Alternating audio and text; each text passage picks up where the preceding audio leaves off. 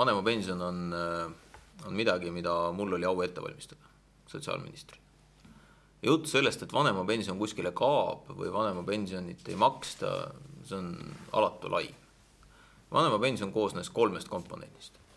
Esiteks oli vanemapensioni iva selles, et maksta laste eest ka nendele vanematele, kelle lapsed olid sündinud pärast 91. aastat, kuni siis uuele süsteemile üleminekule, ehk sinna jäi sinna vahepealne, kui me läksime kogumispensionide süsteemile üle, sinna jäi vahepealne üks auk, kus siis lapsed või vanemad ei saanud lisaaastaid oma laste eest.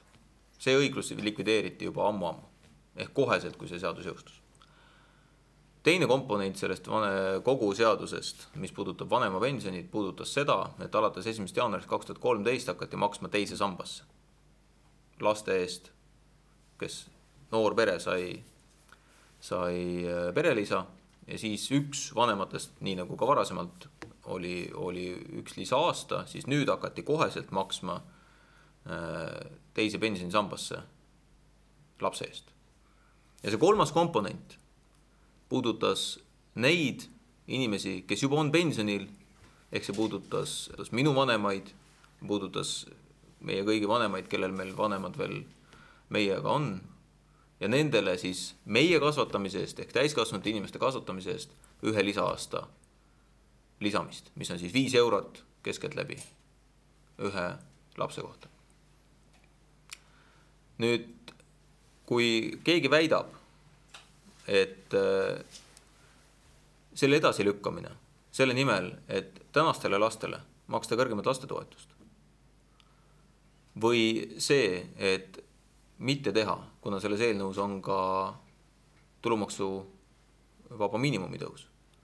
Et see on mõistlik samm selle 5 euro nimel, siis mina väidan, et ei ole. Mina väidan, et pensionitõus, mis on järgmisel aastal planeeritud eakatele, koos maksuvaba tulu tõusuga ja koos lastetoetuste tõusuga on kõikidele peredele oluliselt suurem ja puudutab kõiki pensionäre oluliselt rohkem kui see, et me praegu valisime selle tee, et maksta lastetoetusi ja tõsta tulumaksuvaba miinimumi. Ehk täiendav tulumaksuvaba miinimum siis pensionäridele. Kuidas sellises olukorras kõige mõistlikum reageerida oleks valitsusel nii, et tõesti see eelnõu, mis on seotud täiendava pensionite tulumaksuvabastuse rakendamisega 1. jaanuarist, aga mis samamoodi või millest sõltub samamoodi see, kas lastetoetuste kasvul, mis on juba vastu võetud, ikkagi rahaline kate ka olemas on. See on asi, mida me laupäeval arutame ja ma olen küll üsna veendunud, et see on väga tõsiselt päevakorras, kas sellises olukorras peaks valitsus sisuliselt parlamendile appi minema ja aitama töörahu taastada, aitama parlamendil sellisest blokeeringust välja tulla, kas seda peaks valitsus tegema või mitte.